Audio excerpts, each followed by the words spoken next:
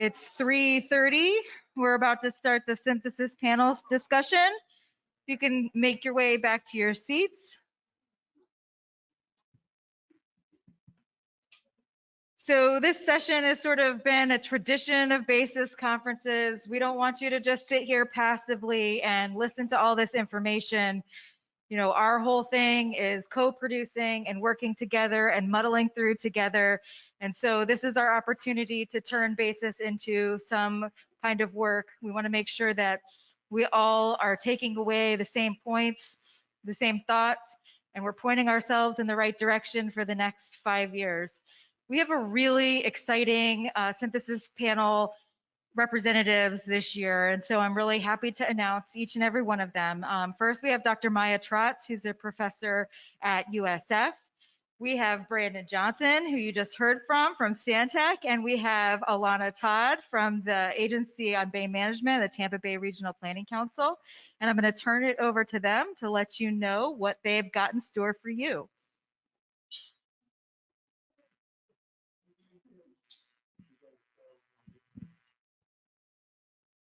All right, well, I'll start and then we're gonna kind of turn things over to you guys. So we're just gonna provide a quick little overview of some of the takeaways that we got from the conference to get the discussion going. First off, I've learned so much over the past 2 days. So I just wanted to thank all of you for sharing your exciting research with us. It was just great learning what everyone's up to and you know, what the new research for our region. And a lot was shared, so I'll just share a few of my takeaways. So many of the issues that we're facing are, as Mark Rains put it, people problems. Much of the research presented is working to better understand how and to what extent humans are contributing to these system-wide issues, like microplastics, PFAS, and other pollutants, ocean acidification and development and land use and the resulting habitat fragmentation. But there is still more to understand about our contributions to these systems historically, like getting better baselines now and into the future. So such as the magnitude of impacts we will experience from climate change and sea level rise, and how we influence harmful algal blooms and other phenomena that we may exacerbate. So we have to look at the future and the entire system, but it's really imperative that we tailor solutions and more research upstream. So it was quoted again earlier today, big networks are needed for watershed protection. And many of the plans, the playbooks, and the new research projects shared today, or through the whole week, are helping to foster collaboration to collectively manage our natural resources. So I'll emphasize that better coordination and regional sharing will lead to better science and, importantly, more effective and efficient responses to extreme events. And then my last takeaway is that it's important to recognize and highlight the co-benefits of our abatement, our restoration, and our conservation efforts. For instance, improving the air quality helps improve water quality and public health outcomes, or how reducing nitrogen and other nutrient loading will lead to cleaner water and the growth of seagrasses and other marine life. So the resulting ecosystem services are vital to our regional economy, which we're getting a lot better at quantifying. So this is really helpful for policymakers. And as Jessica said earlier, we need to get better at communicating to them. And it's also really helpful in justifying our investments in our estuary. So these are just some of the takeaways that I got. I'm excited to learn some of your takeaways, but I'm going to pass it over to Maya, and you'll share some of yours. Thanks, Alana. Good afternoon, everyone. I'd also like to thank the estuary program and everyone involved in BASIS for such an interesting and exciting conference for me. This is my first time attending this. Main takeaway, I have two. And one is that we need more justice, equity, diversity, and inclusivity integrated with the work being done by estuary programs and within estuaries. Justice, Hilary Van Dyke spoke yesterday about the history of St. Pete with respect to Black and Brown communities and connections to water bodies, recognition by attendees that kind of experience is evident across the US. And we did that in an interactive session. And I think an action item would be to acknowledge and bring to life those histories around coastal infrastructure and contemplate ways to do better in the future. Even for projects built like the St. Pete Pier, we can revisit the space at a minimum, and at a minimum, acknowledge that history. And that's something that I'm sure you could do, right? Uh, and a good resource for us actually is a book by the chair of anthropology at USF, Antoinette Jackson, called Heritage, Tourism, and Race. And it's Heritage, Tourism, and Community. And there are examples from Tampa and Sulphur Springs, and even discussions on national park areas where that history of Black and Brown peoples in those spaces has been erased and what needs to be done to correct it. Equity, the citing of restoration initiatives and recognition of the need for new methods for ranking and selection. Today we heard of the inclusion of coastal areas, but earlier in the week we had discussions on how do you actually integrate more socio-demographic factors into that ranking and also integrate much more meaningful community engagement.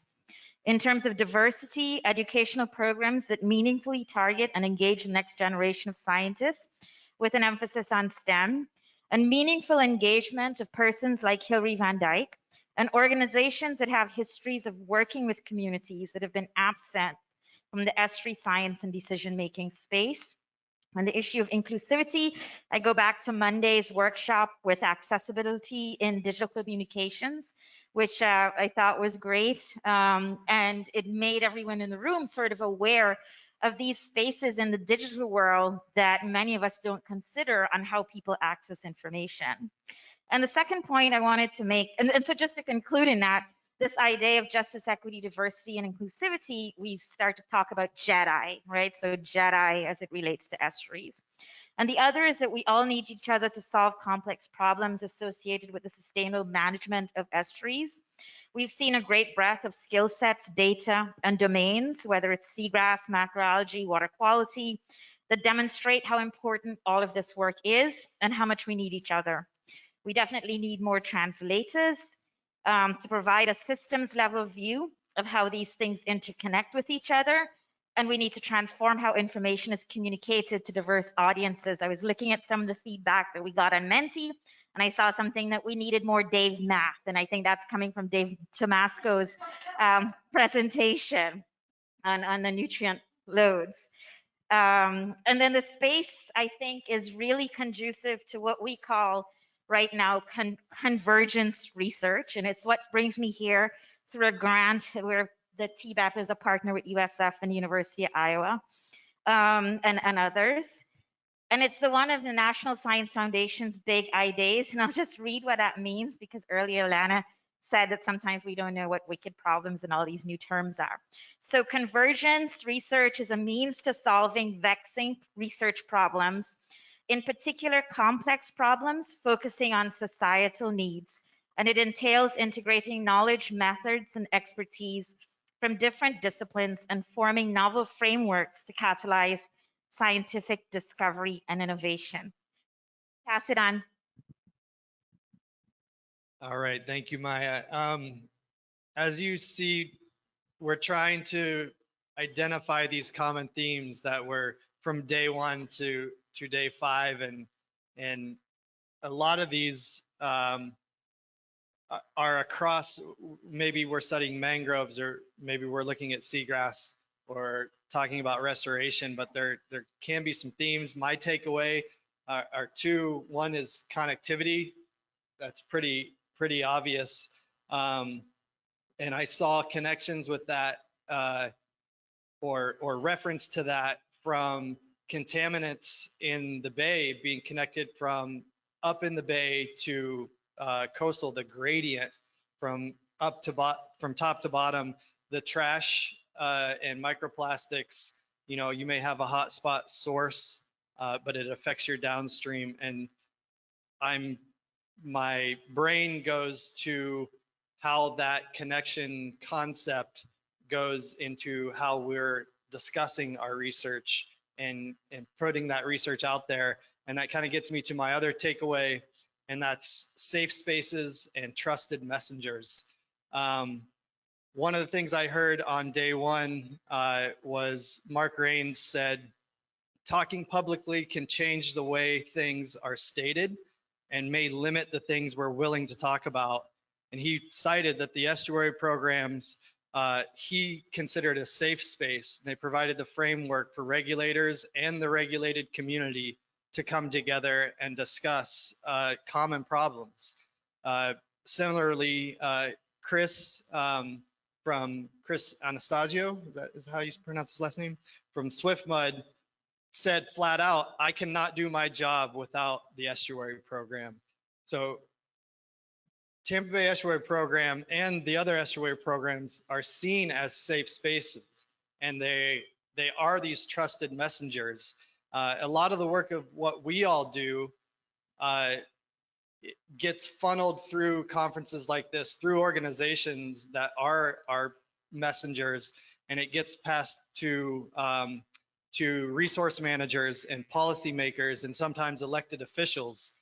But I think that's the beginning and not the end point of that. And we need to, through some of the issues that Maya identified with diversity, equity, who we're reaching and who we're targeting and who we're evaluating as our audience plays into that. One of the things that was clear to me from this conference is that the estuary program, Tampa Bay Estuary Program, is really pushing for open science. And that open science is an effort to provide more access to our data, to our research, so we can broaden that scope.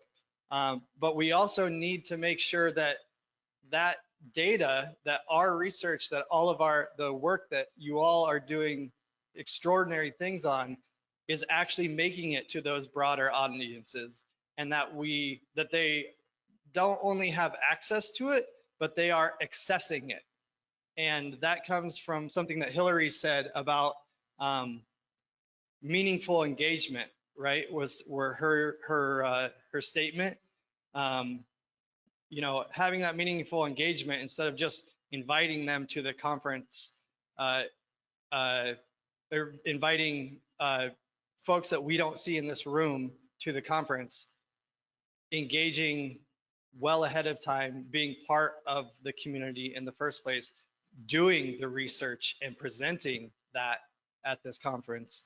And I think the last thing I wanted to say is I think that open source path and that concept of access may look different than the way that our research has been done before, or the pathway that we all took to get here might not be the pathway that things need to be done in the future, and that's okay. Providing that access will open up more opportunities rather than close off scenarios. So, all right, we're going to explain our next exercise here. Alana's going to walk you through your duty now to help us come up with some other thoughts. Great. So we want to hear from you. We're going to break the room up. I'm just going to eyeball it. We have fewer people now. So I'm going to say all of you guys on that side of the room, maybe you're one group. I'm going to say just everyone in the middle. Maybe you guys can be in one big group. And then maybe we can break all of you guys up into two groups. And so I would encourage you to, move the chairs into a circle, and then you're going to talk about what were your biggest takeaways from BASIS and how they will inform your work moving forward.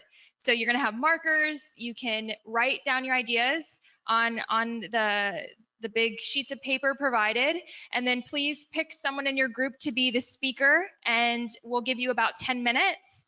And then after those 10 minutes, we'll have the speakers share what some of your takeaways were.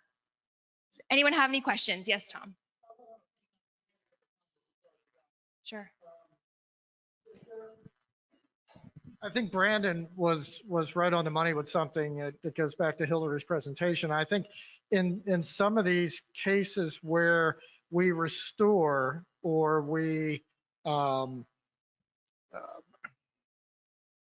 you know, we're restoring a site or we're improving a site or we're, you know, I think there's a possibility that we wind up inadvertently gentrifying an area.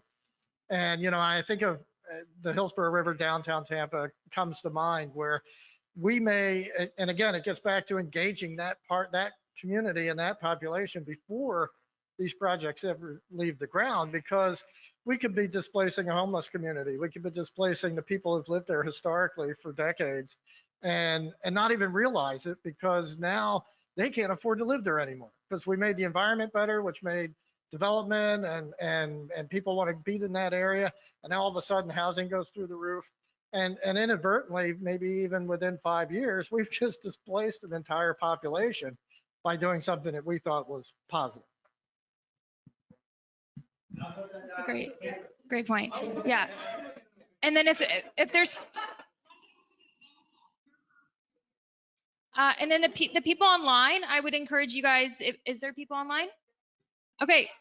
Yeah, exactly. I would encourage you guys to add your thoughts to the chat, and then maybe, you know, one of us can read what your guys' takeaways were. So please, you know, form your groups. And if you guys don't want to break up into two and you'd rather just have one big group over here, then that's fine too. Up to you. Either one, just have one giant sheet per group, or if you want to use two, you're welcome to. We have plenty.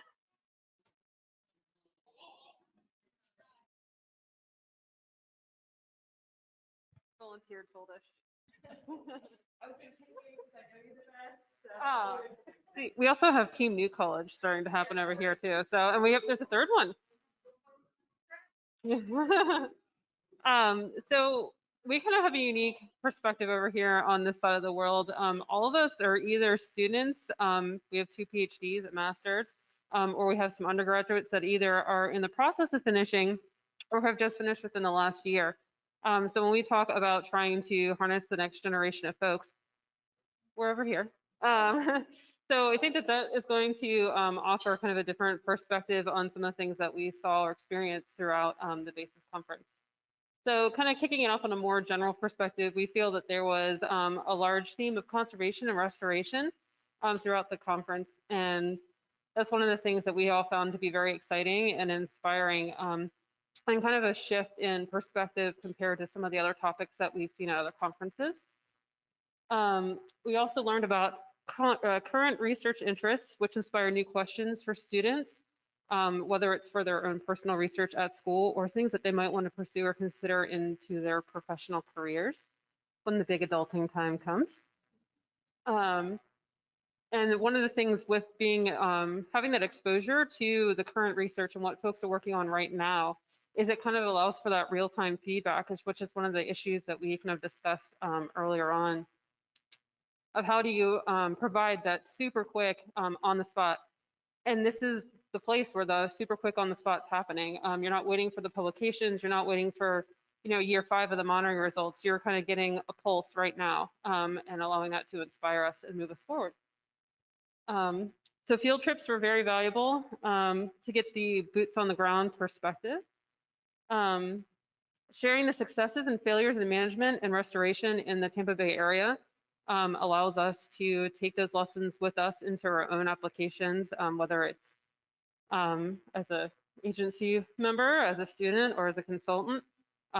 Sharing that resource and that wealth of knowledge is really special in this community, as success isn't often guarded, it's shared, and that's really valuable. So this BASIS also is an opportunity to recruit estuary lovers and more diverse future generations. And actually, by exposing folks of what we do here and how we do it, might actually spark, you know, the intent to stay local or to stay in St. Pete, especially for students who do not live in this area but are going to school here, might inspire them to stay or kind of get an idea of what careers might be available in this area. One of the questions that we were asking is if there's other conferences similar to BASIS provided by other estuary programs, or if this is really truly a unique experience. And if this is the one, how do you broadcast that more loudly and get kind of more diversity and representative folks from either around Florida or across the country?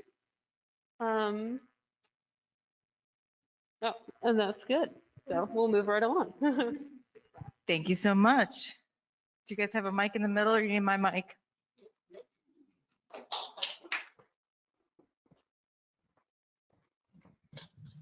So we were talking about, again, building off of the unintentional gentrification of areas when we're restoring, doing these kind of projects and engaging those communities without displacing vulnerable populations, whether, unintentionally.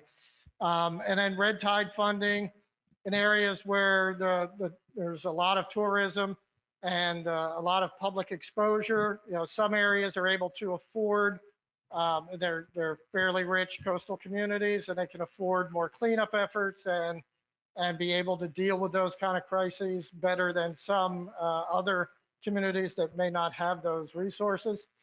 More targeted outreach, more outreach in general, but specifically more targeted outreach, so that we're really focusing down on particular areas and communities that can relate better to the message. It's not such a broad message.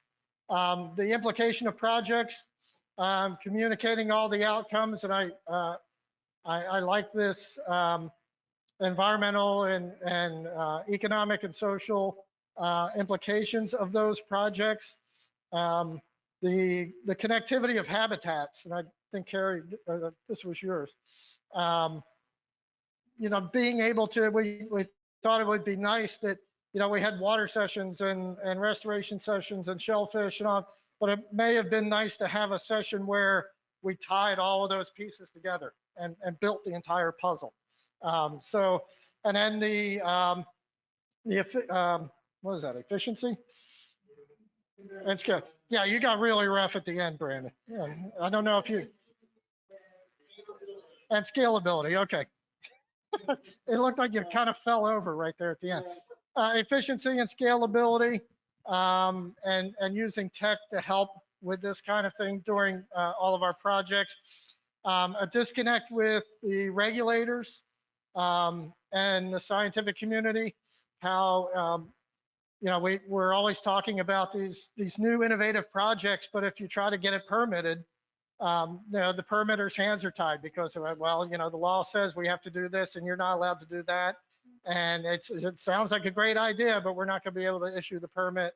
And so there's really been a disconnect there for quite a while. And then monetizing the ecosystem services. I think the Tampa Bay Regional Planning Council did this in the Tampa Bay area several years ago. We want to get them to do it again. We are doing it right now, actually. Great. We're in the process of a new study. And there was another one a presentation today, which, politicians talking dollars. You can ramble, it's kind of like Charlie Brown's teacher, but you say money and tourism and taxes and their ears perk up. So if you can tie dollars to the things that we do, then maybe you start getting their attention and maybe things get changed. Thank you. Yeah, who's from our group? We got the Who's last going? group in the room, and then I just want to Okay. remind you all that we'll also take a moment to reflect on some of the things we got chat online too. Who's from our group? Okay. Real shy. You Hi got this, there. Emma. Yeah, hi, I'm Emma. So we largely talked about environmental justice and the need for more engagement with marginal communities. That also involves representation within and more outreach and education, especially targeting younger students, and really showing them how their actions tie into the bigger picture. Creating safe spaces for inclusivity in the workplace is very important, as well as workplace training, something that may not normally be considered. Yeah, just making STEM in general more accessible to people. That was a big one. And then we got into more of the sciencey stuff. So seagrasses, super important. We need to protect them and restore them the best that we can. Couple that with shellfish. Like if we could target those two ecosystems, that would be good news for the bay and affiliated areas. Nitrogen loading and atmospheric deposition. That isn't really something that was even on my radar. So it was good that was brought up in a previous talk. Incentives and rebates need to be shared. I think that's very important. You need to provide some sort of incentive for people to even want to do this restoration in the first place. And then when you do the restoration, it should be targeted and meaningful. Integrate different data types. I like a lot of the talks that showed how you're collaborating and providing a lot of different data into one source. We need more of that. Long-term data and baselines, also very, very important. And I missed one. Biological response for creek management. This is something that's not very well understood. Thank you. Good job. So we've had a pretty good discussion online. First, I'll start out with Dave Tomasco. He said Florida has statewide water quality and ecosystem issues, and our recent success doesn't mean our next 20 years will be as good as our last. So paddle faster or do more quickly, whatever you want to call it. Kim Yates agreed. I added a second part of that, which is the money part. And that is, I think we need to if you've ever had an alcoholic in your family, the most important thing you need to do is accept that that person's an alcoholic. And, Florida's not doing well in our ecosystems right now. We're not. Indian River Lagoon, Biscayne Bay, Charlotte Harbor, Lemon Bay, Sarasota Bay, Tampa Bay, we all peaked more than 5 years ago. And really, like back of the envelope calculation, we're probably at or more than 100 square miles of seagrass loss. And I don't mean to fixate on seagrass, but if it's a biological indicator of ecosystem health, where are we doing good? And I think that that's really an important thing for us to just grasp, that we're used to this positive trajectory. I don't see it happening. And that doesn't mean it has to be that way, but I do think we need to accept that what we're used to is not where we are right now. And along that line, we should stop getting excited when someone tosses us $15 million to deal with, manatee mortality. That's not going to solve the problem.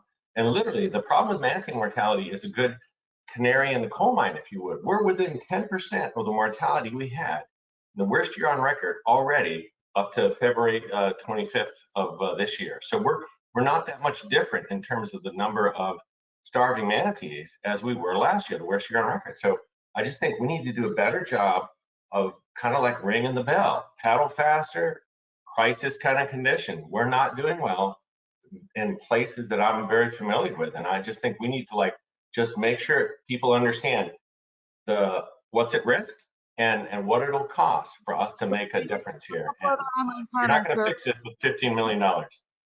Thanks, Dave. Yeah. So Kim Yates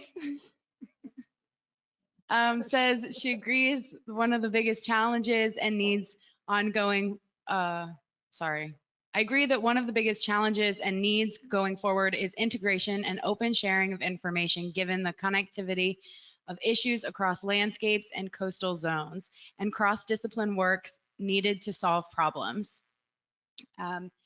She said the NEPs are great platforms to facilitate this. There are many state and federal government hurdles to providing timely data and information and no clear solutions. I wonder if formalizing collaborative agreements and partnerships specifically for this purpose among data/information contributors might be one way forward to expedite access. There's a lot more great stuff in the chat, and we really appreciate all of that. It's going to get wrapped up into the proceedings, into a synthesis document, and we really value all of your input. So thank you so much for participating in that part.